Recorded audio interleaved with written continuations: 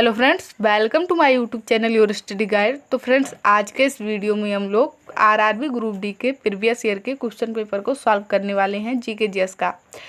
आप लोगों को पता होगा कि जो आरआरबी ग्रुप डी का पेपर है वो 2022 में हुआ था, उससे पहले 2019 में हुआ था। तो ये जो क्वेश्चन हम लोग इसमें सॉल्व करेंगे, ये 30 अगस्त 2022 को जो पेपर हुआ था उसके फर्स्ट शिफ्ट का क्वेश्चन पेपर है। तो सारे क्वेश्चन पूछे गए क्वेश्चन है और 30 अगस्त 2022 को जो पेपर आया था पहले शिफ्ट में, वही क्वेश्चन एज इट इज इसमें है। तो वीडियो को लास्ट तक जरूर देखिएगा, और अगर आप लोगों ने चैनल को सब्सक्राइब ना किया हो तो चैनल को भी जरूर सब्सक्राइब कर लीजिएगा। तो चलिए बिना टाइम वेस्ट किए हम लोग देखते हैं पहला क्वेश्चन। एक्सपेक्टेड क्वेश्चन भी हम लोग इसमें करने वाले हैं, तो यानी कि इससे जितने क्वेश्चन बन सकते हैं और उसको भी देखेंगे। तो पराबैंगनी किरणों के अत्यधिक संपर्क में आने से कौन सा कैंसर रोग होता है? तो अब आप लोगों को पता होगा कि सूर्य की किरणों से एक पराबैंगनी किरण भी निकलती है, जिसको रोकने का काम कौन करता है? तो ओजोन लेयर करती है, जिसका सिंबल क्या होता है? O3। ये आप लोगों को पता होगा, और इसीलिए ओजोन परत के संरक्षण के लिए आप लोगों को पता होगा कि 16 सितंबर को हम लोग क्या मनाते हैं? ओजोन डे भी मनाते हैं। तो ये तो हुआ बेसिक बातें। तो सबसे पहले ये ध्यान रखिएगा कि जो O3 है, ओजोन दिवस कब मनाया जाता है? 16 सितंबर को। ओजोन परत यानी कि ओजोन का सिंबल क्या होता है? O3 होता है। उसके बाद वो किस मंडल में पाया जाता है? तो ध्यान रखेंगे समताप मंडल। ये 3 क्वेश्चन तो यहाँ से ध्यान रखेंगे। उसके बाद जो यहाँ से क्वेश्चन का जो आंसर है वो क्या है? त्वचा कैंसर। पराबैंगनी किरणों के अत्यधिक संपर्क में आने से कौन सा रोग हो सकता है? तो त्वचा कैंसर तो बहुत घातक होती है, इसलिए ओजोन परत के संरक्षण सबकी जिम्मेदारी बनती है कि उसका संरक्षण करे, और जब ज़रूरत ना हो तो ऐसी चीज़ों का उपयोग ना करे जिससे इसका क्षरण हो। तो देखिए पहला क्वेश्चन का आंसर क्या हो जाएगा कि पराबैंगनी किरणों के अत्यधिक संपर्क में आने से त्वचा कैंसर होता है। ये किस मंडल में पाया जाता है? तो समताप मंडल में पाया जाता है। इसका सिंबल यानी प्रतीक क्या होता है? तो O3 होता है। और ओजोन दिवस कब मनाया जाता है? तो ध्यान रखेंगे 16 सितंबर। ये हो गया इससे एक्सपेक्टेड क्वेश्चन। अब देखते हैं हम लोग नेक्स्ट क्वेश्चन। नेक्स्ट क्वेश्चन क्या है? देखिए, ऑक्सीजन शोषण के लिए किसकी उपस्थिति की आवश्यकता होती है? तो शोषण कहीं भी हो तो शोषण के लिए किसकी ज़रूरत पड़ती है? शोषण में हमेशा हमेशा ऑक्सीजन ग्रहण किया जाता है, इसकी आवश्यकता पड़ती है। तो ऑक्सीजन शोषण की उपस्थिति, ऑक्सीजन शोषण के लिए किसकी उपस्थिति की आवश्यकता होती है? तो ध्यान रखेंगे ऑक्सीजन। अब पूछ लिया जाए कि सूर्य में अत्यधिक मात्रा किसकी होती है? तो पहले ध्यान रखेंगे हाइड्रोजन और दूसरा हीलियम। ये क्वेश्चन भी पूछा गया था, ध्यान रखेंगे। अगला क्वेश्चन देखेंगे, न्यूलैंड्स ने, ये क्वेश्चन क्या है? न्यूलैंड्स ने अपने अष्टक की तुलना किससे की थी? ऐतिहासिक घटनाओं से की थी, हिंदी कविताओं से की थी, संगीत के स्वरों से, या इनमें से कोई नहीं? ये सारे क्वेश्चन फ्रेंड्स हम बार बार कह रहे हैं कि बिल्कुल नोट करके चलिएगा, क्योंकि सारे क्वेश्चन पूछे गए क्वेश्चन है, प्रीवियस ईयर के ही क्वेश्चन है, कहीं भी आप लोग देख सकते हैं। तो न्यूलैंड्स ने अपने अष्टक की तुलना किससे की थी? संगीत के स्वरों से की थी। किससे की थी? संगीत के स्वरों से। अगला क्वेश्चन देखिए, क्वेश्चन नंबर 4 क्या है? निम्न में से किस नदी को दक्षिण गंगा के नाम से जाना जाता है?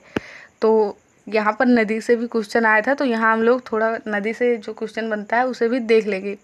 तो निम्न में से किस नदी को दक्षिण गंगा के नाम से जाना जाता है? तो दक्षिण की गंगा के नाम से हम लोग किसे जानते हैं? गोदावरी नदी को। और आप लोगों को पता होगा कि ये प्रायद्वीपीय भारत कहे तो दक्षिण भारत, ये दक्षिण भारत की सबसे लंबी नदी है। अगर पूछा जाए भारत की सबसे लंबी नदी, तब तो हम लोगों का आंसर होता है गंगा। गंगा नदी भारत की सबसे लंबी नदी है। लेकिन पूछ लिया जाए कि दक्षिण भारत की सबसे लंबी नदी या प्रायद्वीपीय भारत की सबसे लंबी नदी कौन सी है, तो वो हो जाएगा गोदावरी नदी। और इसी को हम लोग किस नाम से जानते हैं? तो दक्षिण गंगा के नाम से भी जानते हैं, ध्यान रखिएगा। ये बहुत पूछा जाता है कि पेरियार नदी किस राज्य में बहती है? तो ध्यान रखेंगे केरल में बहती है पेरियार नदी। और नर्मदा ताप्ती से आप लोग जानते होंगे कि ये 2 नदियां ऐसी है जो क्या करती है, ये पूर्व से पश्चिम की ओर बहती हैं, और ये आकर कहाँ गिरती हैं? अरेबियन सी में। तो इनसे ये क्वेश्चन बनता है। तो यहाँ से आप लोगों के इतने क्वेश्चन क्लियर हो गए होंगे कि जो नर्मदा ताप्ती ये क्या करती हैं? ये ईस्ट से वेस्ट की तरफ बहती हैं, और ये कहाँ जाकर गिरती है? अरेबियन सी में। और राइट आंसर हम लोगों का गोदावरी नदी हो गया और ये दक्षिण भारत की सबसे लंबी नदी है। बात करें पेरियार नदी की तो ये किस राज्य में बहती है, ये ध्यान रखिए, तो केरल में। आई होप आप लोगों को इतनी बातें समझ में आई होंगी। पूछा जाता है कि जो गंगा नदी है और ब्रह्मपुत्र नदी है, जब इनकी संयुक्त जलधारा मिलती है तो उसे किस नाम से जानते हैं, ये बहुत क्वेश्चन बनता है। तो इसकी संयुक्त जलधारा को हम लोग मेघना कहते हैं। जब गंगा नदी और ब्रह्मपुत्र नदी आप बंगाल में गिरने से पहले जब इनके संयुक्त धारा मिल जाती है तब उसको हम लोग मेघना के नाम से जानते हैं। और ये आप बंगाल में गिरने से पहले एक डेल्टे का निर्माण करती है जो विश्व का सबसे बड़ा डेल्टा है, जिसे हम लोग कहते हैं सुंदरवन डेल्टा। बहुत पूछा जाता है कि गंगा और ब्रह्मपुत्र नदी के संयुक्त रूप से मिलने के बाद जो डेल्टे का निर्माण करती हैं उसे किस नाम से जाना जाता है, तो सुंदरवन डेल्टा। ऐसा पूछा जाता है, या तो पूछा जाता है विश्व का सबसे बड़ा डेल्टा, तब भी होता है सुंदरवन डेल्टा। दूसरा क्वेश्चन पूछा जाता है कि गंगा नदी की लंबाई टोटल कितनी है, तो 2525 किलोमीटर, ये भी ध्यान रखेंगे। बढ़ते हैं अब हम लोग नेक्स्ट क्वेश्चन पर। क्वेश्चन नंबर 5 क्या है, देखिए, निम्न में से किस क्षेत्र के श्रमिक ऐसी वस्तुओं का उत्पादन करते हैं जो तृतीय क्षेत्र का नहीं है। अब इसमें ये बताने से पहले कि कौन सा तृतीय क्षेत्र का नहीं है, आप लोगों को ये जानना जरूरी है कि प्राइमरी, सेकेंडरी और टर्सरी यानी कि प्राथमिक, द्वितीयक और तृतीयक क्षेत्र होते क्या हैं, कैसे डिवाइड किया जाता है नहीं, तब आप लोग इसका आंसर दे पाएंगे कि संचार, परिवहन, बैंकिंग या चीनी मिल। तो प्राथमिक क्षेत्र आप लोगों को पता होगा कि जैसे कोई उत्पादन से संबंधित, जैसे कृषि हो गया, मछली उत्पादन हो गया, इस सब का जो कार्य होता है, खनन का काम हो गया, ये सब क्या होता है, ये प्राइमरी यानी कि प्राथमिक क्षेत्र का है। और जो उत्खनन होता है, जिसे प्राइमरी क्षेत्र के आगे बढ़ाने के लिए जो व्यापारी होते हैं, जो व्यापार करते हैं, चीज़ों को खरीदते हैं, जो सहायता करते हैं प्राइमरी सेक्टर का, वो होते हैं सेकेंडरी सेक्टर। जैसे चीनी मिल यहाँ पर है, ये चीनी मिल क्या करता है, जो प्राथमिक क्षेत्र के लोग उत्पादन करते हैं गन्ने का, उससे वो क्या करते हैं, चीनी बनाते हैं, गुड़ बनाते हैं, तो वो हो जाते हैं सेकेंडरी सेक्टर। लेकिन टर्सरी सेक्टर, तृतीय क्षेत्र, वो होते हैं जो सेवा देते हैं, जैसे एजुकेशन हो गया, जैसे बैंकिंग हो गया, जैसे रेल हो गया, ये पैसेंजर को ले जाने लाने में सेवा देते हैं, तो ये हो जाते हैं टर्सरी सेक्टर। तो यहाँ संचार, परिवहन और बैंकिंग ये किससे संबंधित है, ये टर्सरी, तृतीय क्षेत्र से संबंधित है। लेकिन जो चीनी मिल होता है ये किससे संबंधित है, तो ध्यान रखेंगे ये सेकेंडरी सेक्टर से संबंधित है। आई होप आप लोगों को ये समझ में अच्छे से आ गया होगा। अब पूछा गया था पलासी का युद्ध, लेकिन इसमें पूछा गया था पलासी का युद्ध, लेकिन ऐसे नहीं दिया गया था पलासी का युद्ध कब हुआ था। ये पूछा गया था कि 1757 में कौन सा युद्ध हुआ था बंगाल में, ऐसा क्वेश्चन था। यही क्वेश्चन सेम ऐसा था। तो पलासी का युद्ध कब हुआ था, इसके लिए आप लोगों को जानना जरूरी है। मैंने इसमें ऐसा इसलिए लिखा है ताकि मैं यहाँ पर आप लोगों को बक्सर के युद्ध, उसके बाद ब्लैक होल की घटना, 1857 की क्रांति को बता सकूँ। तो पलासी का युद्ध कब हुआ था, तो अच्छे से इसे नोट करेंगे, ये डेट भी पूछी जाती है। 23 जून 1757, राइट आंसर हो जाएगा 23 जून 1757 को पलासी का युद्ध हुआ था। अब उसके बाद आप लोग नोट करेंगे कि बक्सर का युद्ध कब हुआ था, 22 अक्टूबर 1764 को हुआ था क्या, बक्सर का युद्ध, ये भी नोट करेंगे। उसके बाद यहाँ आप लोग ये ध्यान रखेंगे कि 1756 20 जून 1756 को कौन सी घटना हुई थी, तो ब्लैक होल घटना हुई थी। ये भी क्वेश्चन ध्यान रखेंगे, बहुत पूछा जाता है कि ब्लैक होल की घटना कब हुई थी, 20 जून 1756 में।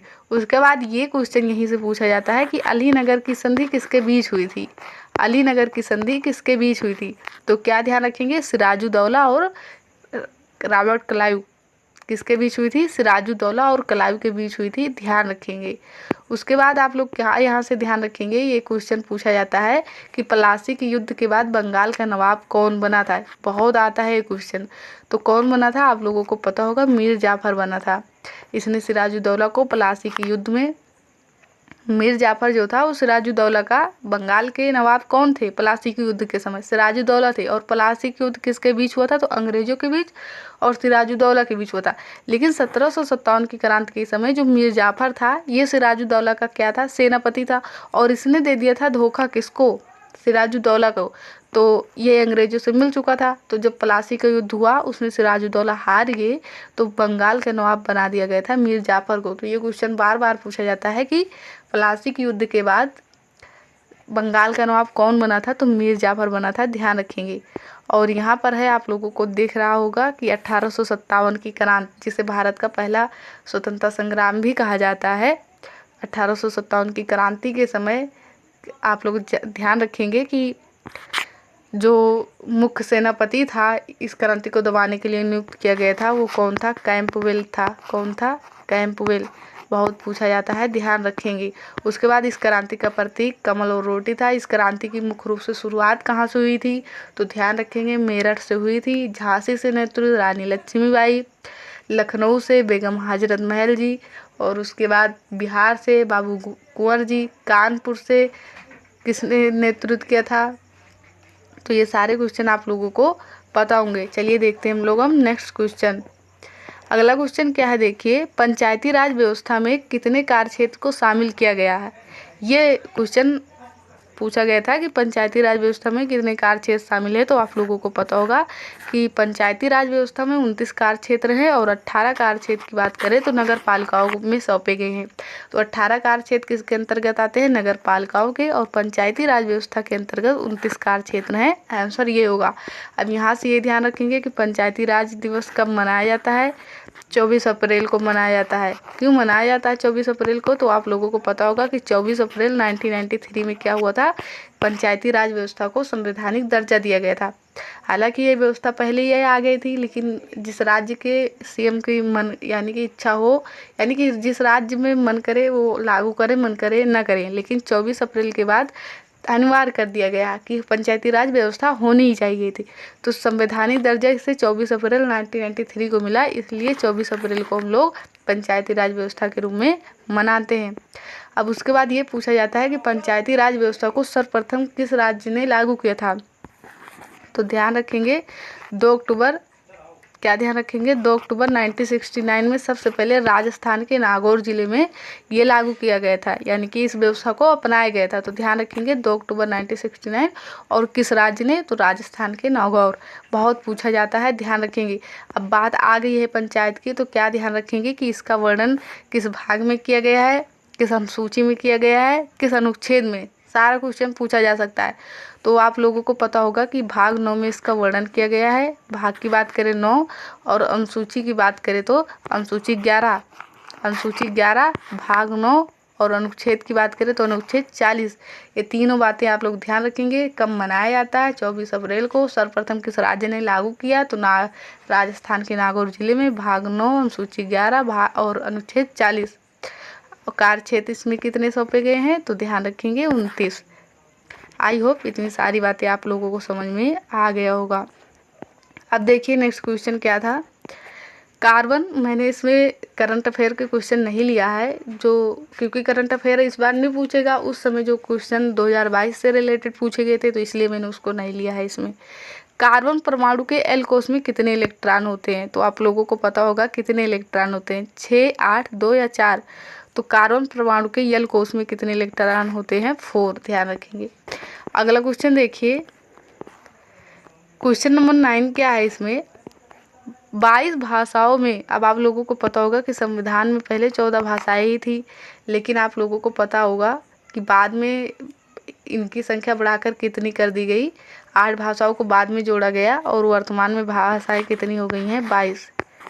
तो ध्यान रखेंगे इसमें क्वेश्चन क्या है, 22 भाषाओं में बोलचाल वाले वाक्यों को सीखने के लिए मंत्रालय ने पहली बार कौन सा ऐप जारी किया था या लॉन्च किया था, तो भाषा संगम ऐप लॉन्च किया था 22 भाषाओं को समझने के लिए। और इन भाषाओं का वर्णन भारतीय संविधान की किस अनुसूची में किया गया है, तो अनुसूची 8 में है। ध्यान रखेंगे किस अनुसूची में है, अनुसूची 8 में है। ध्यान रखेंगे। आप लोगों को पता होगा कि मूल संविधान में कुल कितनी अनुसूचियाँ थी, 8 थी, लेकिन बाद में 4 और बढ़ाई गई, तो वर्तमान में अनुसूचियों की संख्या 12 हो गई है। तो ध्यान रखेंगे कि जो शिक्षा मंत्रालय है उन्होंने 22 भाषाओं को समझने के लिए कौन सा ऐप लॉन्च किया, तो भाषा संगम। ध्यान रखेंगे। क्वेश्चन नंबर 9 क्या है देखिए, क्वेश्चन नंबर 9 है, प्रसिद्ध खेतड़ी खदान भारत के किस राज्य में स्थित है? तो खेतड़ी खदान भारत के किस राज्य में स्थित है? तो राजस्थान में है। किस राज्य में है? राजस्थान में है। अगला क्वेश्चन देखिए, थायरॉक्सिन हार्मोन के निर्माण के लिए किस खनिज की आवश्यकता होती है? तो थायरॉक्सिन हार्मोन के निर्माण के लिए किस खनिज की आवश्यकता होती है? तो आयोडीन की। अब आप लोगों को पता होगा कैल्शियम की कमी से कौन सा रोग होता है? क्वासेकोर होता है। कौन सा? क्वासेकोर। आयोडीन की कमी से कौन सा रोग होता है? तो आयोडीन की कमी से घेंघा रोग होता है। आप लोगों को पता होगा। तो ये सारे क्वेश्चन आप लोग ध्यान रखेंगे। अगला क्वेश्चन देखिए, क्वेश्चन क्या है, प्लास्टर ऑफ पेरिस का उपयोग निम्नलिखित में से कहाँ नहीं किया जाता? तो खिलौने बनाने में, टूटी हड्डियों को सहारा देने में, इनमें से कोई नहीं, या खाना पकाने में। तो प्लास्टर ऑफ पेरिस का उपयोग कहाँ नहीं किया जाता? तो ध्यान रखेंगे, खाना पकाने में नहीं किया जाता। अब इसका सूत्र भी पूछता है, CaSO4 इंटू हाफ H2O। किसका सूत्र होता है? ये प्लास्टर ऑफ पेरिस का होता है। और यहीं पर अगर 2H2 कर दिया जाए, CaSO4 इंटू 2H2O, तो वो जिप्सम का सूत्र हो जाता है। तो इसका सूत्र भी ध्यान रखेंगे। कभी कभी ऐसे डायरेक्ट पूछा जाता है कि इसका रासायनिक सूत्र क्या है, तो CaSO4 इंटू हाफ H2O ध्यान रखेंगे। अगला क्वेश्चन देख लीजिए, क्वेश्चन नंबर 12 क्या है? क्वेश्चन नंबर 12 है, ऑक्सीजन के बाह्यतम कोश में कितने इलेक्ट्रॉन होते हैं? यहाँ पर इलेक्ट्रॉन था, तो ध्यान रखेंगे बाह्यतम कोश। सबसे पहले ये ध्यान रखेंगे कि इसका बाह्यतम कोश कौन सा होता है? L होता है ऑक्सीजन का। और इसमें कितने इलेक्ट्रॉन होते हैं? तो 6। तो ये दोनों चीज़ ध्यान रखेंगे कि ऑक्सीजन का बाह्यतम कोश L होता है और इसके बाह्यतम कोश में कितने इलेक्ट्रॉन होते हैं? तो 6 ध्यान रखेंगे। अगला क्वेश्चन आया था, मौलिक कर्तव्य। अब ऐसा कोई भी एग्जाम हो जहाँ पर संविधान से क्वेश्चन पूछे जाते हो, मौलिक कर्तव्य से क्वेश्चन किसी न किसी शिफ्ट में ना आए, तो ऐसा बिल्कुल हो ही नहीं सकता। हर एग्जाम में पूछा जाता है। किसी में पूछा जाएगा इसकी संख्या कितनी है, किसी में पूछा जाएगा किस समिति की सिफारिश पर आया, किसी में पूछा जाएगा किस भाग में है। तो क्वेश्चन आता ही है, ये फिक्स है। तो भारतीय संविधान में कुल कितने मौलिक कर्तव्य हैं? तो पहले तो 10 ही थे। पहले जब 42वां कॉन्स्टिट्यूशन अमेंडमेंट हुआ, जब 42वां संविधान संशोधन हुआ, तो उसमें तो 10 ही थे। लेकिन जब 86वां संविधान संशोधन 2002 में हुआ, तो उसमें एक मौलिक कर्तव्य और जोड़ दिया गया। और 11वां मौलिक कर्तव्य बहुत पूछा जाता है, क्या है? तो 11वां मौलिक कर्तव्य है कि प्रत्येक पेरेंट्स को, प्रत्येक माता पिता को, यानी कि प्रत्येक पेरेंट्स का एक कर्तव्य बनता है कि वे अपने बच्चों को स्कूल में शिक्षा के लिए भेजें। क्योंकि आप लोगों को पता होगा कि 86वें संविधान संशोधन के द्वारा ही आर्टिकल 21A जोड़ा गया, जिसमें क्या है कि सरकार 6 से 14 वर्ष के बच्चों को शिक्षा देने के लिए बाध्य है।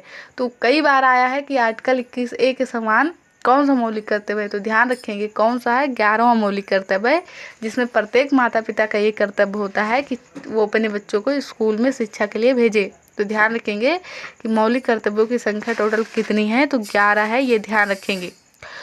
अब बात आ गई है मौलिक कर्तव्य की, तो ध्यान रखेंगे किस आर्टिकल में है, किस भाग में है और किस संविधान संशोधन द्वारा ये जोड़ा गया, किस समिति की सिफारिश पर आया। तो मौलिक कर्तव्य ध्यान रखेंगे कि 11 वर्तमान में 11 मौलिक कर्तव्य है। किस भाग में है? तो ध्यान रखेंगे भाग 4A में है। किस में है? तो ये भाग 4A में है, ये ध्यान रखेंगे। और आर्टिकल किस में है? तो आर्टिकल 51A में है। आर्टिकल की बात करें, आर्टिकल 51A में है, भाग 4A में है, 11 मौलिक कर्तव्य है। किस समिति की सिफारिश पर आया? तो सरदार सरोवर सिंह समिति की सिफारिश पर इसे जोड़ा गया। किसकी? सरदार सरोवर सिंह समिति की सिफारिश पर। तो ये सारी बातें आई होप आप लोगों को समझ में आ गई होंगी। नेक्स्ट क्वेश्चन देखिए, क्वेश्चन नंबर 14 क्या है? निम्नलिखित में से किस रक्त समूह को सर्वदाता? अब आप लोगों को पता होगा, यही 2 क्वेश्चन ज़्यादा बनता है कि सर्वदाता कौन सा रक्त समूह है और कौन सा सर्वग्राही है। इसमें तो सिंबल ऐसे ही दिया गया था एग्जाम में, प्लस माइनस नहीं आया था। लेकिन ध्यान रखेंगे कि सर्वदाता अगर सिंबल भी दे दिया जाए तो O-, और सर्वग्राही की बात कर ले तो हम लोग AB+ होता है। तो ये दोनों क्वेश्चन आप लोग ध्यान रखेंगे। तो यहाँ आंसर क्या हो जाएगा? सर्वदाता की हम लोग बात करें तो O है, ध्यान रखेंगे। अगला क्वेश्चन देखिए, क्वेश्चन नंबर 15। क्वेश्चन नंबर 15 क्या है? निम्नलिखित में से कौन सी भाषा दादर नागर हवेली और दमन दीव के शासित प्रदेश की जनता द्वारा बोला जाता है? तब ध्यान रखेंगे गुजराती बोला जाता है। कौन सा? गुजराती। अब यहाँ पर दमन दीव दादर नागर हवेली आ गया, तो ध्यान रखेंगे गोवा को। गोवा पर पूछा जाता है कि पुर्तगालियों ने कब्जा कब किया था, तो 1510 में किया था। किसमें किया था? 1510 ईस्वी में किया था। और ये आज़ाद कब हुआ? तो 1961। सबसे पहले पुर्तगालियों ने इस पर कब्जा किया और सबसे बाद में ये आज़ाद हुआ, तो 1961 ध्यान रखेंगे। तो दादर नागर हवेली और दमन दीव केंद्र शासित प्रदेश की जनता द्वारा गुजराती भाषा बोली जाती है, ध्यान रखेंगे। भारत में हार्नबिल त्यौहार किस महीने में मनाया जाता है? ये क्वेश्चन इतना इम्पोर्टेंट है, आप लोगों को पता होगा कि ये आरपीएफ में भी पूछा गया था। जो आरपीएफ एसआई का पेपर हुआ था उसमें भी ये क्वेश्चन आया था। तो अब त्यौहार है तो पूछा ही आता है, कभी कभी पूछा जाएगा किस राज्य में मनाया जाता है, कभी कभी पूछा जाएगा कितने दिन मनाया जाता है, कभी कभी पूछा जाएगा किस महीने में मनाया जाता है। तो सारे क्वेश्चन देख लीजिए यहीं से। हार्नबिल त्यौहार कहाँ मनाया जाता है? तो नागालैंड में मनाया जाता है। कहाँ मनाया जाता है? सबसे पहले राज्य ध्यान रखेंगे, नागालैंड में मनाया जाता है। किस दिन मनाया जाता है, यानी कि किस महीने में मनाया जाता है? तो दिसंबर माह में मनाया जाता है। 1 से 10 दिसंबर, 10 दिन मनाया जाता है, ध्यान रखेंगे। महीना भी ध्यान रखेंगे, दिन भी ध्यान रखेंगे, राज्य भी ध्यान रखेंगे। नागालैंड में मनाया जाता है 1 दिसंबर से 10 दिसंबर तक मनाया जाता है 10 दिन। और महीना आप लोगों को पता ही चल गया कि दिसंबर। तो ध्यान रखेंगे। हार्नबिल फेस्टिवल किस राज्य का है? नागालैंड का है। निम्नलिखित में से बुद्ध ने कहाँ ज्ञान प्राप्त किया था? तो बुद्ध जी ने, गौतम बुद्ध, बचपन का नाम सिद्धार्थ था, पूछा जाता है। तो कुशीनगर में इनका निर्वाण हुआ था, आप लोगों को पता होगा। सारनाथ में इन्होंने पहला उपदेश दिया था और वो बोध गया में इन्हें ज्ञान की प्राप्ति हुई थी, पीपल वृक्ष के नीचे। तो ये सारी बातें आप लोगों को पता होनी चाहिए कि बुद्ध जी के बचपन का नाम सिद्धार्थ था। ये यानी कि ये किस गढ़ से थे? बहुत पूछा जाता है। साक्यगढ़ से थे। और ये क्या थे? तो ये एक क्षत्रिय थे। दोनों पूछा जाता है किस गढ़ के थे, तो साक्यगढ़। और ये क्या थे? तो ये एक क्षत्रिय थे। इन्हें ज्ञान की प्राप्ति बोध गया में हुई। सारनाथ में इन्होंने पहला उपदेश दिया और कुशीनगर में इन्हें महापरिनिर्वाण हुआ।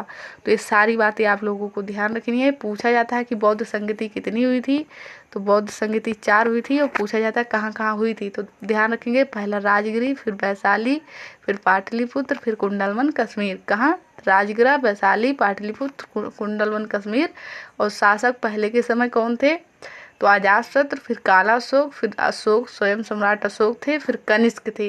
ये सारी बातें आप लोग ध्यान रखेंगे, बहुत ही ज़रूरी है, ध्यान रखेंगे, पूछा जाता है। अगला क्वेश्चन देखेंगे हम लोग। और मिलिंद पन्हो जो है, आप लोगों को पता होगा, वो एक बौद्ध ग्रंथ है, बहुत पूछा जाता है। मोहिनी अट्टम किस भारतीय राज्य की शास्त्रीय नृत्य शैली है? तो मोहिनी अट्टम कथकली कहाँ की है? केरला की है। सभी को पता होगा कि केरल में 2 क्लासिकल डांस है, मोहिनी अट्टम, कथकली। तो राइट आंसर पहला हो जाएगा, हम लोगों को ध्यान रखेंगे। भरतनाट्यम कहाँ का है? तमिलनाडु का है। और उसके बाद ध्यान रखेंगे असम का सत्रिया है, असम का सत्रिया है, ध्यान रखेंगे। देखते हैं हम लोग अब आगे। क्वेश्चन नंबर 19 क्या है देखेंगे। क्वेश्चन नंबर 19 क्या है? असम में वार्षिक फसल तैयार होने पर, असम में वार्षिक फसल तैयार होने पर निम्नलिखित में से कौन सा त्यौहार, कौन सा फेस्टिवल मनाया जाता है? तो बिहू मनाया जाता है। और बिहू में 3 होते हैं, आप लोगों को पता होगा, माघ बिहू, कटी बिहू और पोंगाली बिहू। तो जो उसमें से जो माघ बिहू है वो असम में जब फसल तैयार हो जाती है तो मनाया जाता है, ध्यान रखेंगे। मकर बिलक्कू केरल का है, पोंगल तमिलनाडु का है, लोहड़ी कहाँ का है? तो आप लोगों को पता होगा कहाँ का है। अगला क्वेश्चन देखिए, क्वेश्चन नंबर 20। क्वेश्चन नंबर 20 क्या है? भारतीय संविधान का आर्टिकल 129 किससे संबंधित है? बहुत ही इंपॉर्टेंट क्वेश्चन है, ध्यान रखेंगे। जो सुप्रीम कोर्ट है वह एक अभिलेख न्यायालय होगा, इसका वर्णन आर्टिकल 129 में किया गया है, ध्यान रखेंगे। पूछा जाता है सुप्रीम कोर्ट की स्थापना सबसे पहले किस एक्ट के तहत हुई थी? तो 1773 का जो रेगुलेटिंग एक्ट था उसके तहत भारत में पहली बार सर्वोच्च न्यायालय की स्थापना की गई थी। और ये क्वेश्चन पूछा जाता है कि सर्वोच्च न्यायालय की पहली महिला न्यायाधीश कौन थी? तो ध्यान रखेंगे, सर्वोच्च न्यायालय की पहली महिला जो न्यायाधीश थी वो एम फातिमा बीवी थी। उसके बाद ये क्वेश्चन पूछा जाता है कि सर्वोच्च न्यायालय में टोटल न्यायाधीश कितने होते हैं? तो ध्यान रखेंगे 33+1, एक मुख्य न्यायाधीश होते हैं, 33 अन्य होते हैं। 2,80,000 मुख्य न्यायाधीश के वेतन होता है और 2,50,000 अन्य जो न्यायाधीश होते हैं उनका वेतन होता है। उसके बाद आर्टिकल 124 में सुप्रीम कोर्ट का उल्लेख किया गया है। 131 में जो है ये न्यायिक पुनर्विलोकन की शक्ति से दी गई है। न्यायिक पुनरावलोकन की शक्ति आर्टिकल 137 में है। आर्टिकल 131 में इसके कुछ आरंभिक अधिकार दिए गए हैं, ये है, ध्यान रखेंगे। तो 129 सुप्रीम कोर्ट अभिलेख न्यायालय होगा, ये ध्यान रखेंगे। पहली महिला न्यायाधीश जो थी एम फातिमा बीबी थी, ध्यान रखेंगे। टोटल न्यायाधीश 33+1 होते हैं। एक मुख्य न्यायाधीश, 33 अन्य न्यायाधीश होते हैं। मुख्य न्यायाधीश का वेतन पूछा जाता है तो 2,80,000 और अन्य जो न्यायाधीश होते हैं उनका 2,50,000 होता है, ये ध्यान रखेंगे। 1773 के रेगुलेटिंग एक्ट के तहत पहली बार भारत में सर्वोच्च न्यायालय की स्थापना की गई थी, ये भी ध्यान रखेंगे। आर्टिकल 124 में सुप्रीम कोर्ट का उल्लेख है। आर्टिकल 131 में इसके कुछ प्रारंभिक अधिकार दिए गए हैं और आर्टिकल 137 में न्यायिक पुनरावलोकन की शक्ति से है, ये भी ध्यान रखेंगे। और संविधान की व्याख्या करने की शक्ति किसके पास है, तो वो सर्वोच्च न्यायालय के पास है सिर्फ, ये भी ध्यान रखेंगे। अब यहाँ से जो ऑप्शन है उसको भी देख लीजिए। कै की बात बहुत पूछा जाता है, कै के पद का वर्णन किस आर्टिकल में किया गया है, तो आर्टिकल 148 में है और आर्टिकल 149 में इनकी शक्तियों का वर्णन है, दोनों ध्यान रखेंगे। पूछा जाए कितने आर्टिकल से कितने आर्टिकल के बीच उल्लेख है, तो आर्टिकल 148 से 151 के बीच है इनका वर्णन, ये भी ध्यान रखेंगे। महान्यायवादी से भी क्वेश्चन पूछा जाता है, बस सिंपल क्वेश्चन पूछा जाता है किस आर्टिकल में इनका वर्णन है, इनकी नियुक्ति कौन करते हैं, तो महान्यायवादी की नियुक्ति कौन करते हैं राष्ट्रपति। और आर्टिकल है 76 यानी कि आर्टिकल नंबर 76 में महान्यायवादी का वर्णन किया गया है, ये ध्यान रखेंगे। और ये सबसे बड़े वित्त कानूनी होते हैं, सरकार को ये कानूनी सलाह देते हैं, ध्यान रखेंगे। तो सुप्रीम कोर्ट अभिलेख न्यायालय होगा, ये हम लोगों का राइट आंसर है, जो कि क्वेश्चन में पूछा गया था कि आर्टिकल जो है 129 में किसका वर्णन है, यही क्वेश्चन था। तो ध्यान रखेंगे कि सुप्रीम कोर्ट एक अभिलेख न्यायालय होगा। तो पहला पूछा जाएगा नंदवंश के संस्थापक कौन थे, उसके बाद पूछा जाता है कि अंतिम शासक कौन था। तो यहाँ से बहुत क्वेश्चन बनता है। तो पहले देखिए, नंदवंश के संस्थापक की बात करें तो महापद्म नंद जी थे। अब इनसे जो क्वेश्चन बनता है कि भारत का वह शासक कौन था जिसने सबसे पहले एकराट की उपाधि धारण की थी, तो एकराट की उपाधि धारण करने वाले महापद्म नंद थे और ये नंदवंश के सबसे शक्तिशाली शासक थे और इन्होंने नंदवंश की स्थापना की थी। बात करें घनानंद की, तो घनानंद आप लोगों को पता होगा कि ये अंतिम शासक थे। ये कौन थे, अंतिम शासक थे नंदवंश के। और घनानंद को मारकर ही चंद्रगुप्त मौर्य ने किसकी स्थापना की थी, मौर्य वंश की। तो क्वेश्चन आता है कि चंद्रगुप्त मौर्य ने किसको मारकर मौर्य वंश की स्थापना की थी, तो ध्यान रखेंगे घनानंद को। अभी आप लोगों को पता होगा कि आरपीएफ में क्वेश्चन आया था कि चंद्रगुप्त मौर्य के पुत्र का क्या नाम था। अब इसमें लोग कंफ्यूज क्यों होते हैं, कंफ्यूज इसलिए हो जाते हैं कि बिंदुसार था या बिंबिसार था। ये क्वेश्चन बहुत कंफ्यूज करता है, बिंबिसार या बिंदुसार। तो ध्यान रखेंगे बिंदु। आप लोगों को पता होगा कि विष पीने की वजह से क्या हुआ था कि बिंदुसार जो थे, इनकी जो माता थी उनकी मृत्यु हो गई थी, तो इसलिए जो चाणक्य थे उन्होंने इनका नाम क्या रखा था, बिंदुसार।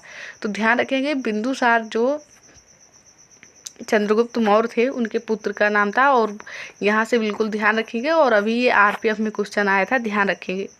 तो यहाँ से कई क्वेश्चन आप लोगों को क्लियर हुए होंगे कि नंदवंश के संस्थापक महापद्म नंद थे, घनानंद अंतिम शासक थे, मौर्य वंश के जो संस्थापक थे वो चंद्रगुप्त मौर्य थे, ये भी क्वेश्चन बनता है। और चंद्रगुप्त मौर्य के पुत्र का क्या नाम था, तो ध्यान रखेंगे बिंदुसार।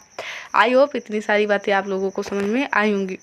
चारों ऑप्शन को हम लोग अच्छे से देखते हुए चलेंगे, जो क्वेश्चन बन सकते हैं उनको भी देखेंगे। यहाँ द किस ऑफ माई लाइफ पुस्तक किसकी है, अब पुस्तक से एक क्वेश्चन आता ही है।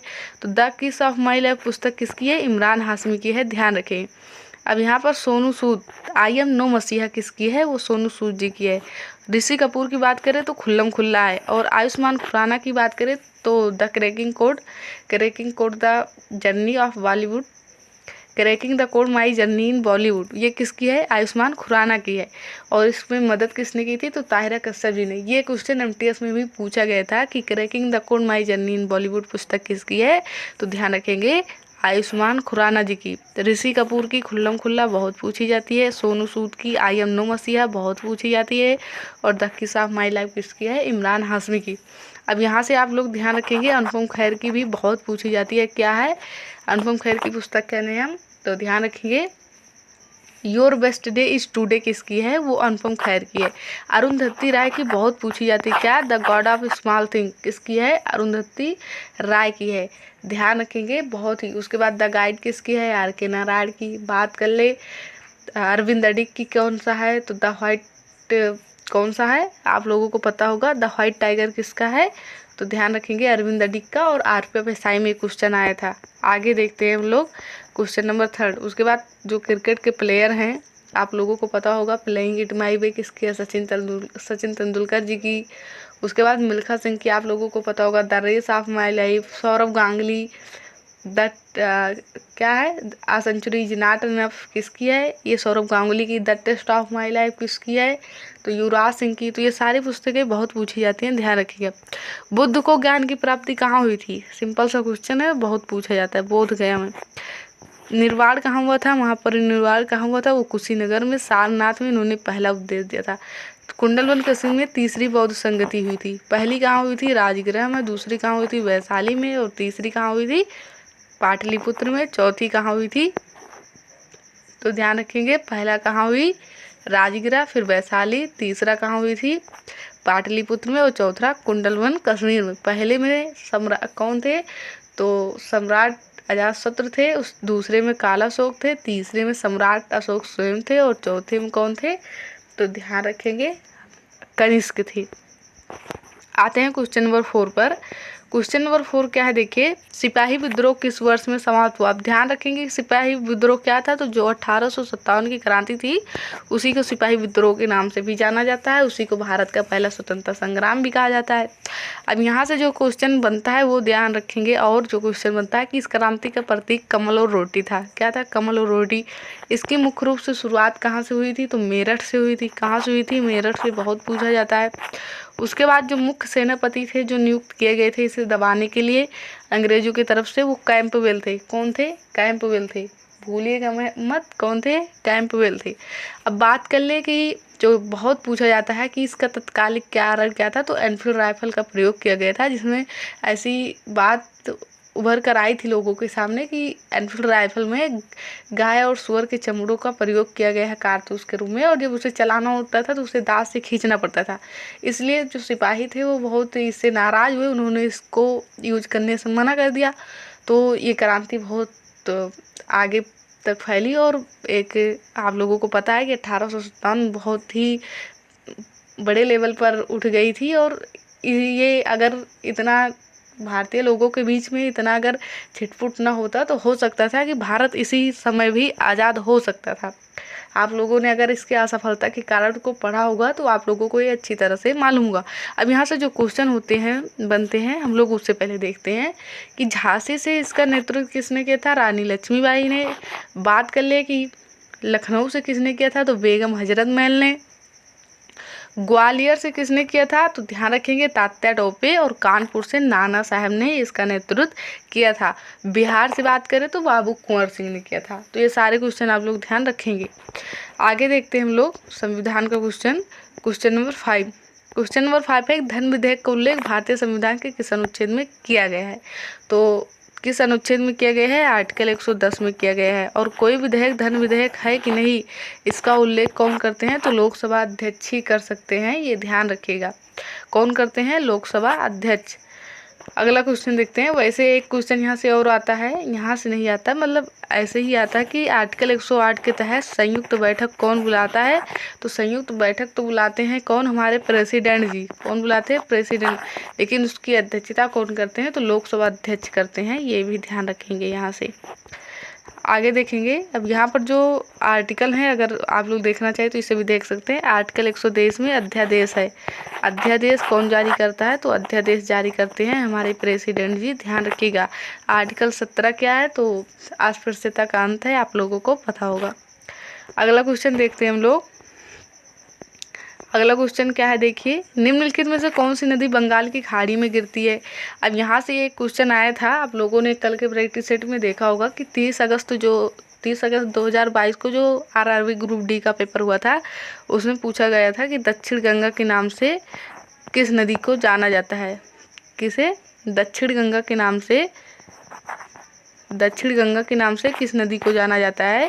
पूछा गया था क्वेश्चन, तो ध्यान रखेंगे गोदावरी। और कल के प्रैक्टिस सेट में आप लोगों ने इस क्वेश्चन को देखा भी होगा। तो यहाँ क्वेश्चन क्या है कि निम्नलिखित में से कौन सी नदी बंगाल की खाड़ी में गिरती है? नर्मदा, सिंधु, महानदी या तापी? तो नर्मदा और ताप्ती तो आप लोगों को पता है, नर्मदा, ताप्ती और सिंधु ये जाकर गिरती है अरबियन सी में। तो राइट आंसर क्या हो जाएगा? महानदी। के ध्यान रखेंगे। अगला क्वेश्चन देखिए, क्वेश्चन नंबर 7 क्या है? कामाख्या मंदिर कहाँ स्थित है? तो कामाख्या मंदिर कहाँ स्थित है आप लोगों को पता होगा, असम के गुवाहाटी में स्थित है। और यहाँ पर कौन सा मेला लगता है ये बहुत पूछा जाता है, तो ध्यान रखेंगे अम्बुबाची मेला। कौन सा? अम्बुबाची मेला यहाँ पर लगता है और ये पूछा जाता है, तो ध्यान रखेंगे। कामाख्या मंदिर कहाँ है? तो असम के गुवाहाटी में है और यहाँ पर एक अम्बुबाची मेला लगता है, ध्यान रखिए। अब यहाँ पर आ गया है तो यहाँ से ध्यान रखेंगे कि जगन्नाथ मंदिर कहाँ है। जगन्नाथ मंदिर बहुत पूछा जाता है, तो ध्यान रखेंगे जगन्नाथ मंदिर कहाँ है? जगन्नाथ मंदिर उड़ीसा, पूरी उड़ीसा में है, ये बहुत पूछा जाता है। वही और ये पूछा जाता है एक बहुत ही इम्पोर्टेंट कि लिंगराज मंदिर कहाँ है? तो लिंगराज मंदिर उड़ीसा का सबसे बड़ा मंदिर है और ये उड़ीसा के भुवनेश्वर में है, तो ध्यान रखेंगे बहुत पूछा जाता है लिंगराज मंदिर। लिंगराज मंदिर असम कहाँ का है? तो उड़ीसा के भुवनेश्वर में है और उड़ीसा का सबसे बड़ा मंदिर है। जगन्नाथ मंदिर कहाँ है? पूरी उड़ीसा में है। इसमें पता होगा आप लोगों की 3 लोगों की मूर्ति है, भगवान जगन्नाथ, बलभद्र और इनकी बहन सुभद्रा, तीनों पूछा जाता है, ध्यान रखेंगे। और वहीं पर पूछा जाता है कोणार्क का सूर्य मंदिर कहाँ है? तो वो भी उड़ीसा में है, ध्यान रखेंगे। किसने बनवाया था? तो नरसिंह प्रथम ने, बहुत पूछा जाता है। तो खजुराहो मंदिर बहुत पूछा जाता है, कहाँ है? तो खजुराहो मंदिर चंदेल वंश ने बनवाया था। खजुराहो मंदिर किसने बनवाया था? चंदेल वंश ने बनवाया था। और कहाँ है ये? तो मध्य प्रदेश में है, ये भी ध्यान रखेंगे। अगला क्वेश्चन देखिए, विटामिन डी। विटामिन डी की कमी से कौन सा रोग होता है? तो विटामिन से बहुत क्वेश्चन आता है, आप लोगों को पता होगा। तो विटामिन डी की कमी से रिकेट्स रोग होता है, जिसे हम लोग क्या कहते हैं? सूखा रोग। विटामिन ए की कमी से कौन सा रोग होता है? रतौंधी। विटामिन B1 की कमी से बेरी और विटामिन सी की कमी से कौन सा रोग होता है? तो स्कर्वी। तो विटामिन डी की कमी से कौन सा रोग होगा? रिकेट्स रोग होगा, ये ध्यान रखेंगे। अब यहाँ से जो विटामिन से थोड़ा क्वेश्चन बन सकता है बेसिक, उससे देख लेते हैं कि विटामिन पूछा जाता है कौन सी विटामिन वसा में घुलनशील और कौन सी विटामिन है जो पानी में घुलनशील है। तो ध्यान रखेंगे विटामिन A, D, E और K ये हैं वसा में, और उल्टा पढ़ेंगे तो कीड़ा लिखा है, अगर ना ध्यान रख पाए तो ऐसे भी ध्यान रख सकते हैं कि कीड़ा जो होगा वो वसा में होगा, बाकी जो B और C है वो पानी में होंगे। या ऐसे ध्यान रखिए कि B और C यानी कि भैंस गई पानी में, तो ये पानी में हो जाएंगे, बाकी जो बचा A, D, K वो वसा में हो जाएगा। तो जैसे भी ध्यान रख पाए बस ध्यान रखना है, ये ध्यान रखें। अब विटामिन की खोज किसने की थी? ये बहुत आता है, तो ध्यान रखेंगे विटामिन की खोज किसने की थी? फंक ने की थी। ये क्वेश्चन भी ध्यान रखेंगे, विटामिन की खोज फंक ने की थी। और मैंने आप लोगों को एक ट्रिक भी बताई थी कि इनके रासायनिक नाम ध्यान रखने के लिए। क्या ट्रिक थी? तो आप लोगों को पता होगा कि रथ पर एक टॉफी है, रथ पर एक टॉफी है, मैंने बताया था, और बताया था कि पर को हटा दीजिए। तो retinol, thiamine, ascorbic, calciferol, tocopherol और phylloquinone. Vitamin A, vitamin B, vitamin C, vitamin D, vitamin E और vitamin K. Retinol, thiamine, ascorbic, calciferol, tocopherol, phylloquinone, ये हो गए इनके रासायनिक नाम। तो इतना क्वेश्चन आप लोग ध्यान रखेंगे। विटामिन से इतने ही क्वेश्चन ज़्यादातर पूछे जाते हैं, नहीं तो कभी कभी पूछा जाता है पेलाग्रा रोग किसकी कमी से होता है? तो B3 से होता है, वो भी ध्यान रखिए। यामिनी की उस मूर्ति का संबंध किस क्लासिकल डांस से है? तो आप लोगों को पता ही होगा कि भरतनाट्यम प्लस कुचिपुड़ी से है, ये दोनों से संबंधित है। और इनका भी 2024 में निधन हो गया है, आप लोगों को पता है। और इनकी जो ऑटोबायोग्राफी है वो भी आप लोग ध्यान रखेंगे, क्योंकि इनसे क्वेश्चन जरूर आएगा। आप पैशन ऑफ डांस इनकी ऑटोबायोग्राफी है, ध्यान रखेंगे। तो भरतनाट्यम यहाँ पर ऑप्शन में है, तो भरतनाट्यम हम लोगों का राइट आंसर हो जाएगा। लेकिन ध्यान रखेंगे कि भरतनाट्यम और कुचिपुड़ी दोनों से वो संबंधित हैं। सतपुड़ा नेशनल पार्क किस राज्य में स्थित है? तो सतपुड़ा आप लोगों को पता होगा कि किस राज्य में है? मध्य प्रदेश में। मैंने बताया था कि जो भगवान कृष्ण से संबंधित उनके जितने नाम होंगे वो सारे कहाँ पर होंगे? तो ध्यान रखेंगे आप लोग, वो सारे मध्य प्रदेश में होते हैं। जैसे पन्ना ध्यान रखेंगे, बांधवगढ़, उसके बाद सतपुड़ा यहाँ पर है ही, सतपुड़ा हो जाएगा। वन विहार भी यहीं पर हो जाएगा, संजय भी यहीं हो जाएगा। तो पन्ना, बांधवगढ़, माधवगढ़, संजय, सतपुड़ा, ये सब कहाँ है? तो ये सब मध्य प्रदेश में है, ध्यान रखेंगे। और मैंने हरियाणा का बताया था, सुल्तान और ग्लेशियर कहाँ का है? ये हरियाणा का है। पूछा जाता है भारत का पहला नेशनल पार्क कौन था? तो ध्यान रखेंगे कि भारत का पहला जो नेशनल पार्क था वो कौन था? Jim Corbett national park. कौन था? Jim Corbett national park. हालांकि उस समय उसका नाम वो नहीं था, लेकिन बाद में पड़ा। और वर्तमान में जो जिम कॉर्बेट नेशनल पार्क है उसका वर्तमान में नाम क्या हो गया है? Ramganga national park. अब उसका नाम बदल गया है। तो वो भारत का पहला था। पूछा जाए भारत का सबसे बड़ा नेशनल पार्क कौन सा है? तो ध्यान रखेंगे हेमिस नेशनल पार्क, जो कि कहाँ है? तो ध्यान रखेंगे वो लद्दाख में है। कहाँ पर है? लद्दाख में है हेमिस नेशनल पार्क। और सबसे छोटा की बात करें हम लोग तो साउथ बटन है, जो कि अंडमान निकोबार में। तो तीनों बातें ध्यान रखिए। संविधान को अंगीकृत कब किया गया? तो संविधान को अंगीकृत कब किया गया था? 26 नवंबर 1949। कब किया गया था? 26 नवंबर 1949 राइट आंसर होगा हम लोगों को। संविधान को लागू कब किया गया? तो 26 जनवरी 1950। और 26 नवंबर 1949 को संविधान को अंगीकृत किया गया। यही कारण है कि 26 नवंबर को हम लोग किस रूप में मनाते हैं? संविधान दिवस के रूप में मनाते हैं। ये सारी बातें आप लोग ध्यान रखेंगे। बंगाल का प्रथम गवर्नर जनरल कौन था? तो बंगाल का प्रथम गवर्नर की बात करें तो रॉबर्ट क्लाइव था। लेकिन प्रथम गवर्नर जनरल की बात कर ले हम लोग तो वारेन हेस्टिंग्स था। कौन था? वारेन हेस्टिंग्स था। प्रथम गवर्नर पूछे, ओनली गवर्नर जनरल नहीं, तब रॉबर्ट क्लाइव आंसर होगा। लेकिन प्रथम गवर्नर जनरल पूछे तो राइट आंसर क्या हो जाएगा? Warren Hastings. भारत में प्रशासनिक सेवाओं का जनक किसे माना जाता है? बहुत क्वेश्चन आता है। भारत में प्रशासनिक सेवाओं का जनक किसे माना जाता है? वो हो जाएंगे कॉर्नवालिस। और पूछा जाए कि भारत में रेल का जनक किसे माना जाता है? भारत में रेल का जनक किसे माना जाता है? तो ध्यान रखेंगे रेल का जनक किसे माना जाता है? डलहौजी को। भारत में पहली बार ट्रेन कहाँ चली थी? 1853 में चली थी। बहुत पूछा जाता है कब चली थी? 1853 में। कहाँ से कहाँ के बीच? तो मुंबई से ठाणे के बीच में चली थी। ये बातें भी ध्यान रखेंगे। उसके बाद आप लोगों को पता होगा कि जो वुड डिस्पैच था वो किसके समय आया था? वुड डिस्पैच जो था वो किसके समय आया था? डलहौजी के समय ही आया था। और ये किससे रिलेटेड था पूछा जाता है? तो ये एजुकेशन, शिक्षा से रिलेटेड था। ध्यान रखेंगे। भारत में डाक का जनक भी इसी को कहा जाता है, डलहौजी को। तो ध्यान रखेंगे। एंटिमोलॉजी किससे संबंधित है? तो इंसेक्ट, जो कीटों का अध्ययन होता है उसे क्या कहा जाता है? एंटिमोलॉजी। शैवाल का अध्ययन फाइकोलॉजी, कवक का अध्ययन माइकोलॉजी और वृक्ष का अध्ययन क्या होता है? डेंट्रोलॉजी। तो लॉजी से भी एक क्वेश्चन बनता है, तो आप लोग ध्यान रखेंगे। कीटों का अध्ययन एंटिमो, शैवाल का फाइको, कवक का माइको और वृक्ष का डेंट्रोलॉजी। पक्षियों का अध्ययन क्या कहलाता है? तो ध्यान रखेंगे पक्षियों का अध्ययन भी पूछा जाता है, तो ध्यान रखेंगे ऑर्निथोलॉजी कहलाता है। अगला क्वेश्चन देखिए, क्वेश्चन नंबर 14 क्या है? क्वेश्चन नंबर 14 है भारतीय संविधान के उद्देशिका में पंथ निरपेक्ष शब्द किस वर्ष से जोड़ा गया? तो ध्यान रखेंगे भारत की जो प्रस्तावना है, जिसे हम लोग क्या कहते हैं? भारतीय संविधान की आत्मा भी कहा जाता है। तो भारतीय संविधान की उद्देशिका को ही प्रस्तावना कहा जाता है। और इसमें पंथ निरपेक्ष शब्द कब जोड़ा गया? तो 42वें संविधान संशोधन, 42वां कॉन्स्टिट्यूशन अमेंडमेंट जब हुआ था, कब हुआ था? 1976 में, तब पंथ निरपेक्ष शब्द को जोड़ा गया। इसमें केवल 3 ही शब्द जोड़े गए थे, पंथ निरपेक्ष, समाजवादी और अखंडता। समाजवादी, पंथ निरपेक्ष और समाजवादी, पंथ निरपेक्ष और अखंडता, 3 शब्द जोड़े गए थे। तो चाहे जो पूछे आप लोग क्या बताएंगे? 42वां संविधान संशोधन 1976। मात्र एक ही बार संविधान संशोधन अभी तक हुआ है, ये भी ध्यान रखेंगे। बहुत पूछा जाता है कि भारतीय संविधान सभा में उद्देशिका का प्रस्ताव किसने पेश किया था? तो पीटी नेहरू ने, पंडित जवाहरलाल नेहरू जी ने किया था। कब किया था? तो 13 दिसंबर 1946 में। कब किया था? 13 दिसंबर 1946 में। और ये पास कब हुआ था, यानी कि स्वीकार कब किया गया था? तो 22 जुलाई 1947 को। ध्यान रखेंगे, पूछा जाता है। क्वेश्चन नंबर 15 क्या है?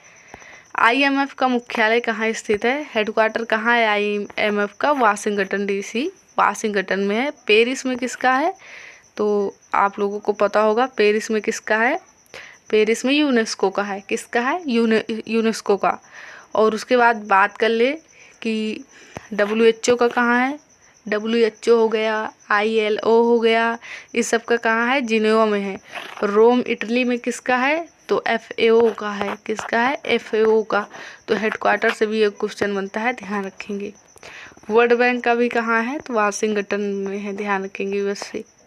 निम्नलिखित में से क्या हरित क्रांति का एक घटक नहीं है? अधिक उपज देने वाली किस्म के बीज हरित क्रांति के अंतर्गत ही आते हैं। न्यूनतम समर्थन मूल्य, एक से अधिक फसलों का पैटर्न भी इसमें था। उर्वरकों के रासायनिक उर्वरकों का प्रयोग किया जाए जिससे उपज में वृद्धि हो। तो ये तीनों घटक हैं किसके?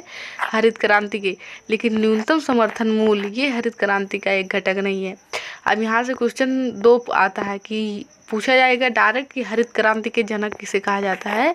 तो नॉर्मन बोरलॉग राइट आंसर हो जाएगा, क्योंकि ये हरित क्रांति के जनक है। लेकिन अगर पूछ लिया जाए कि भारत में हरित क्रांति का जनक कौन है, तब ध्यान रखेंगे MS स्वामीनाथन। तो दोनों ध्यान रखेंगे, नॉर्मन बोरलॉग और MS स्वामीनाथन। MS स्वामीनाथन भारत के, और विश्व की बात कर ले तो नॉर्मन बोरलॉग। जीवधारियों का 5 वर्गीकरण किसके द्वारा दिया गया था? तो ध्यान रखेंगे आप लोग, किसका नाम? ध्यान रखेंगे व्हिटकर का। लेकिन अब यहाँ से जो और क्वेश्चन बनता है हम लोग पहले उसे देखते हैं। दिया तो इन्होंने था, लेकिन ये 5 जगत कौन कौन से हैं ये पूछा जाता है। और इसमें से 5 में से क्या किया जाएगा? एक को हटा दिया जाएगा और पूछा जाएगा इसमें से कौन सा नहीं है, तो वो भी ध्यान रखेंगे। उससे पहले देख लेते हैं, रॉबर्ट हुक ने कोशिका की खोज की थी, सेल की खोज की थी। लेकिन ध्यान रखेंगे कि इन्होंने मृत कोशिका की खोज की थी। किसकी खोज की थी? मृत कोशिका की। और इन्होंने एक बोतल में से खोजी थी। लेकिन बात कर ले कि जो ल्यूमन हॉक थे, उन्होंने जीवित कोशिका की खोज की थी और उन्होंने पॉन्ड वाटर में की थी। तो ये भी क्वेश्चन बनता है कि जीवित कोशिका की खोज किसने की थी? तो ल्यूमन हॉक ने। और स्लाइडर एवं स्वान जो थे उन्होंने कोशिका सिद्धांत दिया था, ध्यान रखिएगा। और फंक मैंने बताया कि इन्होंने विटामिन की खोज की थी। अब जो व्हिटकर ने 5 जगत का वर्गीकरण किया था वो कब किया था ये भी आप लोगों को पता होना चाहिए। तो 1969 में किया था। और जो 5 जगत में जो उन्होंने वर्गीकरण किया था वो प्रोटिस्टा, कवक, जंतु, मुनोरा और पादप थे। कौन कौन से थे? नाम ध्यान रखिएगा आप लोग, प्रोटिस्टा, कवक, जंतु, मुनोरा और पादप, नाम ध्यान रखिएगा। अगला क्वेश्चन देख लीजिए क्या है, क्वेश्चन नंबर 18। क्वेश्चन नंबर 18 है, निम्नलिखित में से कौन सा पुरस्कार राष्ट्रीय खेल दिवस पर प्रदान नहीं किया जाता? तो जो खेल के पुरस्कार नहीं होंगे वही नहीं दिया जाता। तो अब आप लोगों को पता होगा कि मेजर ध्यानचंद पुरस्कार खेल का सबसे बड़ा अवार्ड है, अर्जुन सेकंड है। और ये तीनों किससे संबंधित है? ये खेल से हैं। तो ये खेल दिवस के रूप में, खेल दिवस के अवसर पर प्रदान किए जाते हैं। लेकिन जो परमवीर चक्र है ये वीरता का है, ये आप लोगों को पता होगा। तो राइट आंसर ऑप्शन 3 हो जाएगा। खेल दिवस किस दिन मनाया जाता है? 29 अगस्त को मनाया जाता है। और क्यों इस दिन मनाया जाता है? तो आप लोगों को पता होगा कि 29 अगस्त को क्या हुआ था? मेजर ध्यानचंद जी का जन्म हुआ था। और उसी के उपलक्ष्य में 29 अगस्त को खेल दिवस के रूप में मनाया जाता है। आप लोगों को पता होगा वो हॉकी से रिलेटेड थे। और उनकी जो ऑटोबायोग्राफी है वो क्या है? गोल। तो ध्यान रखेंगे, ये सारे क्वेश्चन मोस्ट इम्पॉर्टेंट क्वेश्चन है। अगला क्वेश्चन देखिए, क्वेश्चन क्या है? दशहरा जो रावण पर भगवान राम की विजय का प्रतीक है, हिंदू माह के किस महीने में मनाया जाता है? तो दशहरा हो गया, ये किस महीने में मनाया जाता है? तो आप लोग ध्यान रखेंगे अश्विन। और आप लोगों को पता होगा कि जो दिवाली है, दीपावली, तो दिवाली किस महीने में मनाई जाती है? होली किस महीने में मनाई जाती है? रक्षाबंधन किस महीने में मनाई जाती है? ये सारे क्वेश्चन आते हैं। तो कार्तिक महीने में क्या मनाई जाती है? दिवाली। दीपावली किस महीने में मनाई जाती है? कार्तिक महीने में। और फाल्गुन महीने में कौन सा चीज़ मनाया जाता है? तो ध्यान रखेंगे, होली किस महीने में मनाई जाती है? तो फाल्गुन महीने में मनाई जाती है। उसके बाद बात कर ले कि जो गणेश चतुर्थी है वो किस महीने में मनाई जाती है? जो क्वेश्चन आते हैं हम लोग सारे क्वेश्चन यहाँ से देखने वाले हैं। तो भाद्रपद में कौन सा मनाया जाता है? तो ध्यान रखेंगे, गणेश चतुर्थी को मनाया जाता है। श्रावण महीने में क्या मनाया जाता है? तो रक्षाबंधन किस महीने में मनाया जाता है? तो ध्यान रखेंगे, श्रावण महीने में। तो आई होप आप लोगों को ये सारी चीज़ें समझ में आई होंगी। क्या कि दशहरा किस महीने में मनाया जाता है? बसंत पंचमी। तो दशहरा ध्यान रखेंगे किस महीने में मनाया जाता है? अश्विन महीने में। दिवाली कार्तिक महीने में। होली फाल्गुन महीने में। गणेश चतुर्थी भाद्रपद में। रक्षाबंधन श्रावण महीने में। अब बढ़ते हैं हम लोग आगे। क्वेश्चन नंबर 20 देखिए क्या है। क्वेश्चन नंबर 20 है, यंग इंडिया पुस्तक किसकी है? तो यंग इंडिया किसकी है? यंग इंडिया ध्यान रखेंगे महात्मा गांधी जी की है। और वहीं पर न्यू इंडिया की बात कर ले तो न्यू इंडिया किसकी है? तो ध्यान रखेंगे न्यू इंडिया एनी बेसेंट की है। और एनी बेसेंट जी से आप लोग बहुत अच्छी तरह से परिचित होंगे, बहुत पूछा जाता है। तो ध्यान रखेंगे सबसे पहले तो यंग इंडिया किसकी है? महात्मा गांधी जी की है। और वहीं पर पूछा जाता है कि इंडिया ओपिनियन पुस्तक किसकी है या पत्रिका किसकी है? तो इंडिया ओपिनियन जो है वो भी महात्मा गांधी जी की है। और ये इन्होंने कब प्रकाशित की थी? तो जब ये दक्षिण अफ्रीका में थे तब इन्होंने इसको प्रकाशित किया था। अब गांधी जी से बहुत क्वेश्चन आते हैं। द एक्सपेरिमेंट विथ ट्रूथ किसकी है? वो भी महात्मा गांधी जी की है। हिंद स्वराज भी किसकी है? ये भी महात्मा गांधी की है। यंग इंडिया इन्हीं की है। इंडिया ओपिनियन भी इन्हीं की है। तो ये सारी चीज़ें इनसे ध्यान रखेंगे। और ये 9 जनवरी को भारत आए थे दक्षिण अफ्रीका से, ये भी आप लोगों को पता होगा। 9 जनवरी 1915 और 9 जनवरी को इसलिए मनाया जाता है क्या? प्रवासी भारतीय दिवस। और अभी आप लोगों को पता होगा कि इस बार कहाँ पर ये सेलिब्रेट किया गया है? तो उड़ीसा राज्य में किया गया है। ये करंट का क्वेश्चन बनेगा, ये ध्यान रखेंगे। अब बात कर ले एनी बेसेंट की, जो हम लोगों ने कहा यहाँ पर कंफ्यूज करता है कि न्यू इंडिया किसकी है। तो न्यू इंडिया किसकी है? एनी बेसेंट जी की। एनी बेसेंट जी से ये ध्यान रखेंगे कि जो कांग्रेस, आप लोगों को पता होगा कांग्रेस का गठन 28 दिसंबर 1885 में किया गया था।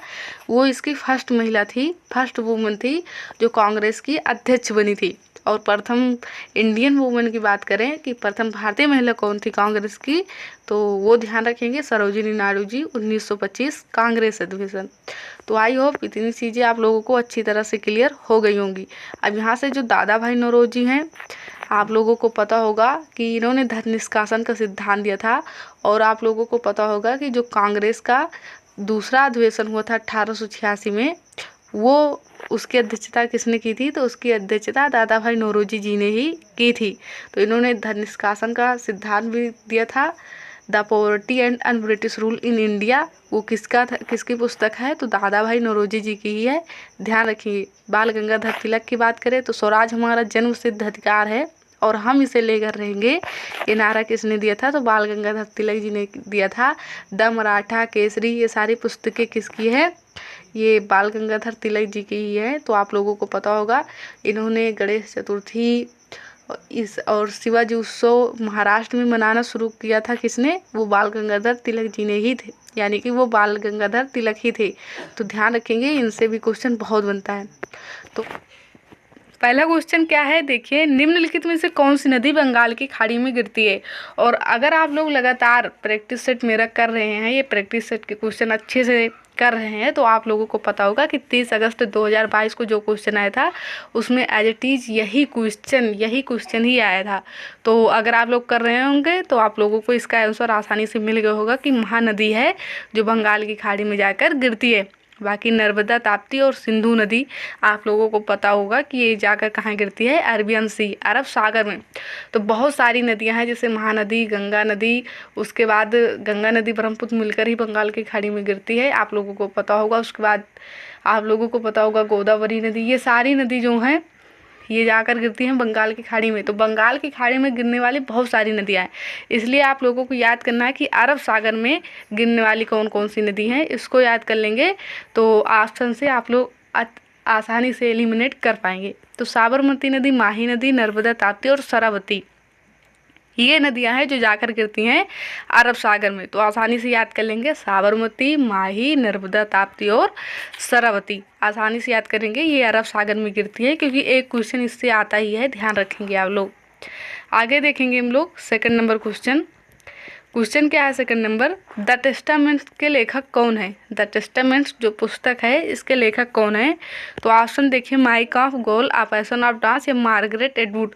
तो वैसे तो ये ऑप्शन गलती से छपा है, यानी कि माइक ऑफ गोल और ये अ पैशन ऑफ डांस या ऑटोबायोग्राफी है। बाकी नाम तो एक ही है, तो ऑप्शन यानी कि पेपर में ऑप्शन तो ऐसा नहीं मिलेगा, अलग अलग नाम होंगे। जैसे कि माइक ऑफ एडोल्फ हिटलर की है तो यहाँ हिटलर रहेंगे, गोल मेजर ध्यानचंद की है तो वो रहेंगे, आप पैशन ऑफ डांस या अपनी कृष्ण मूर्ति की है तो वो रहेंगे ऑप्शन में। तो ये तो गलती से छपा है, लेकिन आप लोग अब यहाँ से आ गए हैं तो ध्यान रखेंगे क्या कि द टेस्टामेंट के लेखक कौन हो जाएंगे, मार्गरेट एटवुड। उसके बाद माई कॉम्फ पुस्तक किसकी है, ऑटोबायोग्राफी या पुस्तक किसकी है, तो ध्यान रखेंगे अडोल्फ हिटलर। किसकी है, हिटलर की। और गोल किसकी है, गोल किसकी है, तो आप लोगों को पता होगा मेजर ध्यानचंद। उनका जन्म 29 अगस्त को हुआ था और 29 अगस्त को ही क्या मनाया जाता है, खेल दिवस, ये ध्यान रखेंगे। और आ पैसन ऑफ डांस किसकी है, यामिनी कृष्णमूर्ति की, जो बहुत पूछी जाती है, ध्यान रखेंगे। और पुस्तक से क्वेश्चन आता ही है एक, आप सभी लोगों को पता होगा, तो ध्यान रखेंगे cracking the code my journey in Bollywood किसकी है, तो ध्यान रखेंगे आयुष्मान खुराना की है। द टेस्टामेंट जरूर याद रखेंगे, मार्गरेट एटवुड का है। द गाइड के लेखक R.K. नारायण हैं। The God of small thing Arundhati Roy की है। सानिया मिर्जा की ध्यान रखेंगे कौन सी है, तो S against arts. Saina Nehwal तो प्लेइंग टू विन। ये सारी पुस्तक का नाम आप लोग ध्यान रखेंगे। मिल्खा सिंह की भी बहुत पूछी जाती है, the race of my life, ध्यान रखेंगे। अब ये ध्यान रखिए कि मार्गरेट एटवुड की जो पुस्तक है उसका नाम द टेस्टामेंट्स है और ये एक कनाडा के लेखक हैं, ध्यान रखेंगे। अगला क्वेश्चन देखिए जो कि बहुत पूछा जाने वाला क्वेश्चन है, क्या कि कश्मीर ग्रंथ के बारे में, कश्मीर ग्रंथ के इतिहास का सबसे विस्तृत विवरण कौन देता है, ऋतु संहार, अभिज्ञान शाकुंतलम, राजतरंगिणी या मेघदूतम। तो यहाँ से आप लोग ये ध्यान रखेंगे कि ये तीनों पुस्तकें किसकी है, तो ये है कालिदास की। किसकी है, तो ध्यान रखेंगे कालिदास की है। अभिज्ञान शाकुंतलम, मेघदूतम और ऋतु संहार किसकी है, ये कालिदास की है। तो यहाँ से राइट आंसर हम लोगों का जो है वो राजतरंगिणी है। और राजतरंगिणी के लेखक कौन है, ये बहुत पूछा जाता है, तो ध्यान रखेंगे कल्हड़ हैं। तो राजतरंगिणी से किसके बारे में जानकारी मिलती है, ये कश्मीर का इतिहास बताता है और इसके लेखक कल्हड़ हैं, ध्यान रखेंगे। और यह एक संस्कृत ग्रंथ है। कैसा ग्रंथ है, यह एक संस्कृत ग्रंथ है। सारी बातें ध्यान रखेंगे। अगला क्वेश्चन देखिए, विटामिन से क्वेश्चन आता ही है, यानी कि साइंस से क्वेश्चन तो बहुत आता है, 20 क्वेश्चन साइंस से ही रहेंगे। तो देखिए पिलार्गा रोग किस विटामिन की कमी से होता है, तो B3 की कमी से होता है। किसकी कमी से होता है, B3 की कमी से होता है। और इस रोग में होता क्या है ये जान लीजिए, इसका रासायनिक नाम भी पूछा जाता है। तो ध्यान रखेंगे कि जो पिलार्गा रोग है B3 की कमी से होता है और इसका रासायनिक नाम जो है वो नियासिन है। क्या है, नियासिन है। उसके बाद देखिए इसमें होता क्या है, पिलार्गा रोग होने पर अनिद्रा यानी कि नींद नहीं लगती, भूख नहीं लगती, पाचन संबंधी समस्याएं होती हैं और त्वचा संबंधी समस्या होती है।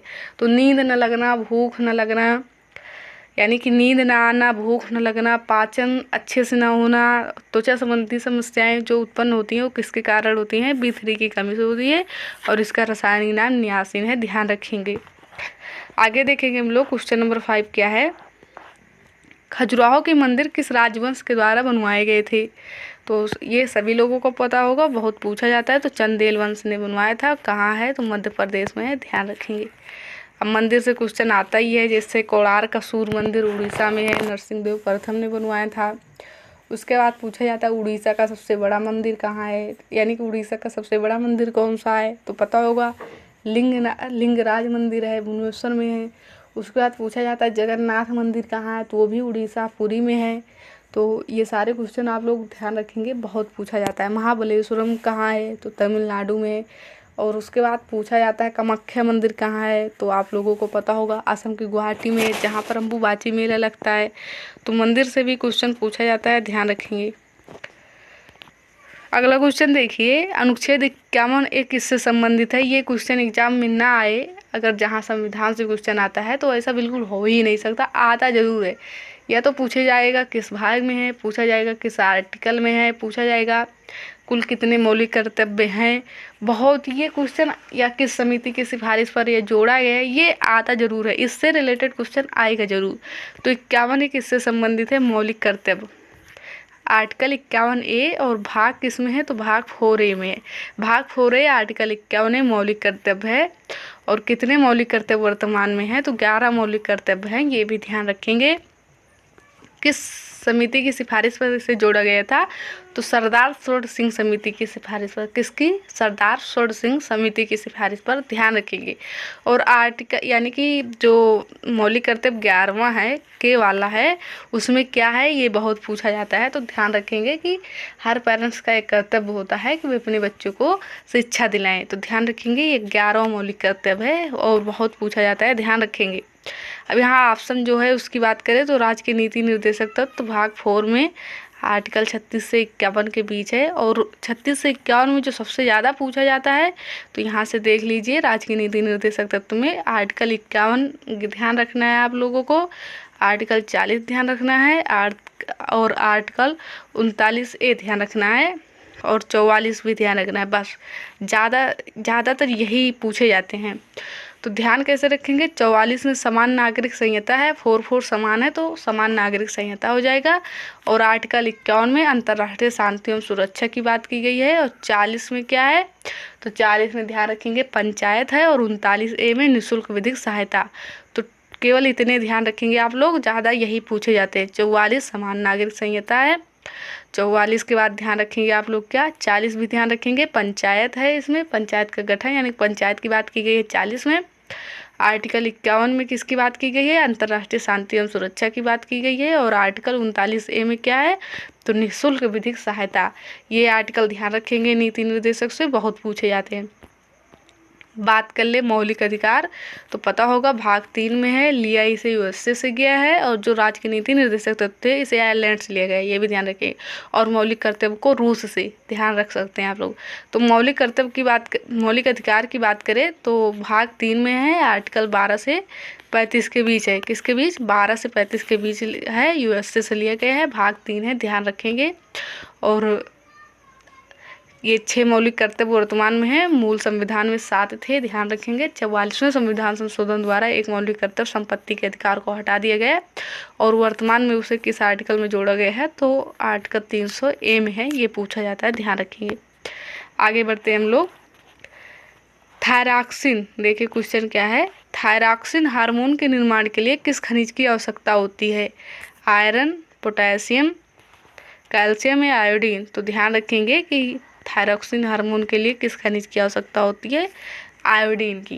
किसकी, आयोडीन की। अगला क्वेश्चन देखेंगे, प्लास्टर ऑफ पेरिस का उपयोग निम्नलिखित में से कहाँ नहीं किया जाता। ये सारे क्वेश्चन 30 अगस्त में पूछे गए हैं, जो ये साइंस के क्वेश्चन आप लोग देख रहे हैं।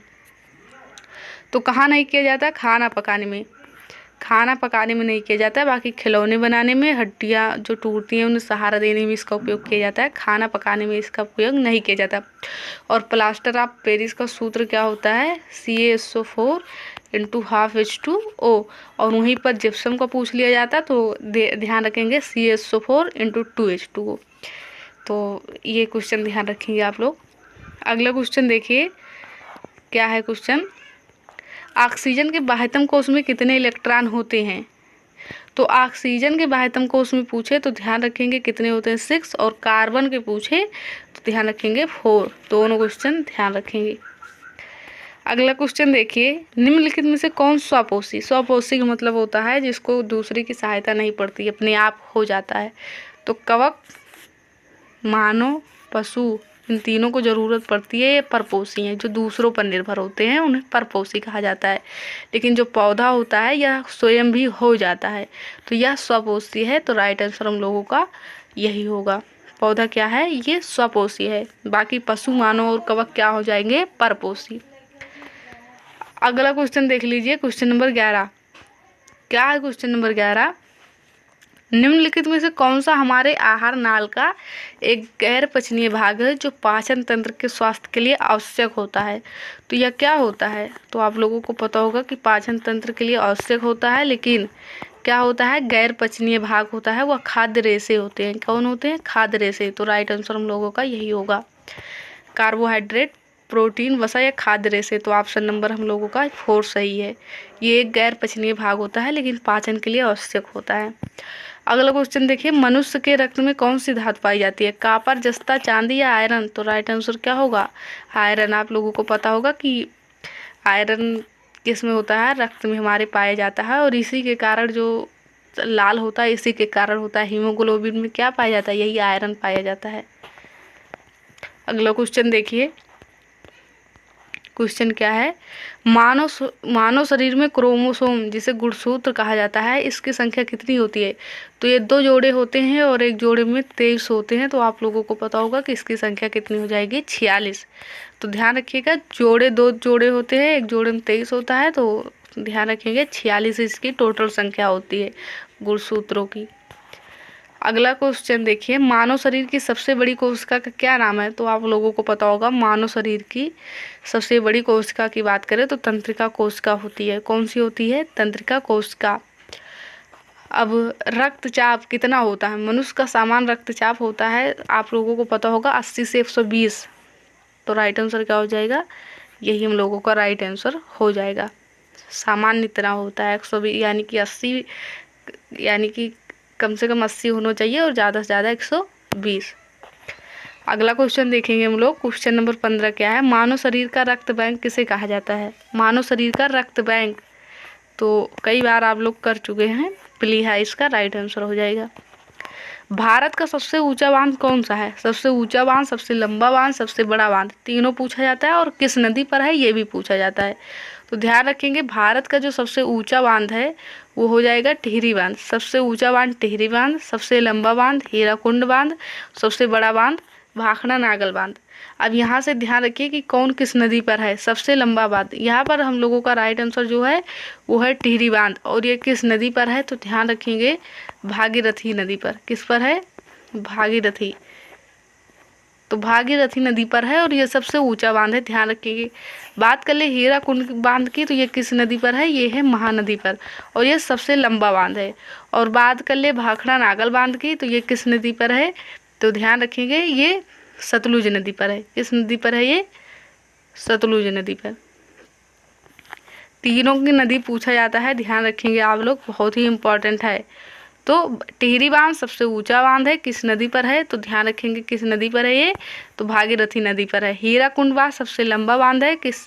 हीराकुंड बांध सबसे लंबा बांध है सतलुज। एक बार फिर से देखिए यहाँ पर, टिहरी बांध ये किस नदी पर है? तो ध्यान रखेंगे भागीरथी नदी पर।